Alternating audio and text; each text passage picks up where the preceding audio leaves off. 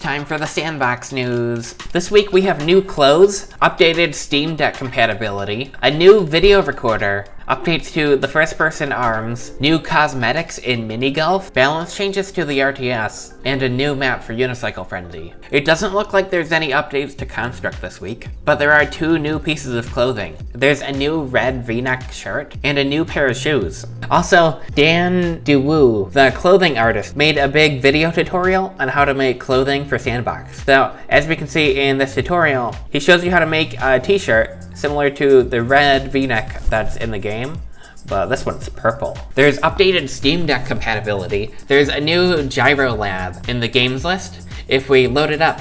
This is just a little demo to showcase rotating your controllers. As you can see, when I rotate my controller, the controller in-game rotates with it. This works for the Steam Deck and any other controller with gyro support. So I believe the latest PlayStation controller supports this too. This is so cool. I believe the racing game Grand Prix has gyro support. So if I was to play this and rotate my Steam Deck or my PlayStation controller, it would turn the car. So as you can see, I'm rotating my Steam Deck controller and it's moving the car. That's so interesting. This revolutionizes the way we can play video games.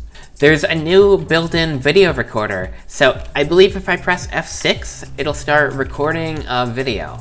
So I'll shoot my pistol a couple times and then press F6 again. It looks like there's no visual indicator that I'm actually recording. But if I open my file browser and I go to the screenshots folder, yeah, we can see there's a new movie created in here. So yeah, here we can see the movie that I just recorded in game. It's very interesting. I don't know if we can change any of the recording settings. I can see that being very useful. There's also updates to the first-person hands. So I believe there's now a deploy animation for the fists. Yep, we can see that. And I think there's a jump animation too. Yeah, he goes, yeah, when you jump. That's so interesting, yeah. I believe there's a few more animation variations for when you're punching. And I think there's separate animations for when you punch a wall. So, looks to be the case. There's also some updates to Minigolf. It looks like there's a slight malfunction with the little cone attached to my ball, but if we go in the customization menu here, I believe there's more options. I think I've already shown off all the hats. There's also a ton of different skins for the ball. We're currently looking at default. Here's gold, earth. It looks like it's a globe. It's like the entire earth. Here's red, green, yellow, blue, hover. Oh, so this is like a hover ball from Gary's mod. That's cool. This is a bowling ball. It's a very colorful bowling ball too. Here's a disco ball, an 8-ball, a tennis ball, and a basketball. So keep in mind, these are just cosmetic skins, so they don't actually have any impact on gameplay. The tennis ball is going to roll the exact same way as every other golf ball. Now you might have realized this menu is really ugly, and yeah, that's okay. I believe they're planning on completely reworking the UI in Minigolf, so they're not going to spend a bunch of time making a good-looking customization menu if they're just going to remake it later. There's two new Unicycle Frenzy maps. I think this tutorial was made a long time ago, but it was never uploaded properly as a map. So whenever you tried to play it, it would just give you an error. So there's a tutorial pop-up here, and it's showing me the controls, so I can press H to use my left pedal, and I can right-click to use the right pedal. Now, this is very interesting. Now, I have attack bound to my left click button and the H key. Every time there's a UI element that tells me to left click, it actually tells me to press H. So we can see there's a big S8. Nobody's going to read this, but I can click play tutorial. No, I can't click play tutorial.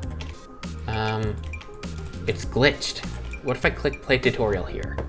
It looks like that menu went away. I imagine it was supposed to take me to this map, but it didn't work because I was already on the map. So we can see on screen H and right click to move, look and steer, and I can jump. Very cool. The brake is on shift. Oh, it wants me to stop on the green square. Cool, it makes a sound.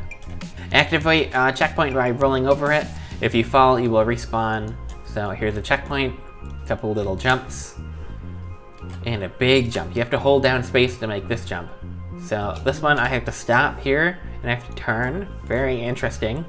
Ooh, what are these? Are these collectibles? They are collectibles. I think that sign said collect 5 balls to advance, so and the door opens. That's so interesting. So it looks like there's a new collectible mechanic. I think that sign was probably telling me to have a speed boost, but I already had plenty of speed.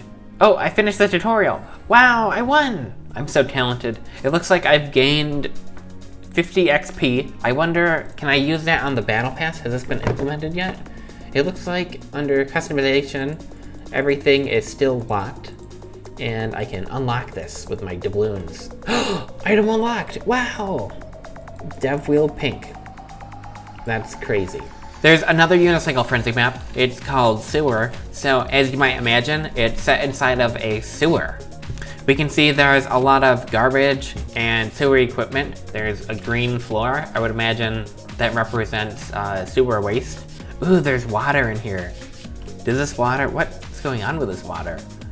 Oh, it floods. Yeah, it goes down too. Huh. Oh, I see. This is a timed event. You have to go down, and then you have to make your way back up before the water floods. That's really clever. Looks like there's some destroyed bits of sewer here. And it looks like the end of the map, you don't even get to escape the sewer. You're just trapped inside the sewer prison. Very cool. Maybe you can eat some pizza while you're here. Oh, the green sewer goop is actually mud. It slows you down. Or maybe it's not mud, it's like wastewater. So yeah, it completely slowed me down. I can't even pedal at all. That's a neat mechanic. The RTS has also received some updates. There's not really any new mechanics. I just tried to press the Age of Empires hotkey to spawn in some new workers. There aren't any hotkeys in this yet. But I believe there's been some new balance changes. Oh wow, I didn't realize you could build a Terry factory so quickly. One of the biggest changes is there's now diminishing returns when you add more workers to a building. So this means you can't spam 10 workers and build a building instantly. There's still some construction time. Most of the units has been rebalanced. So previously there was only one viable strategy in this sandbox RTS game. The only way to win was to build up as many assault units as possible.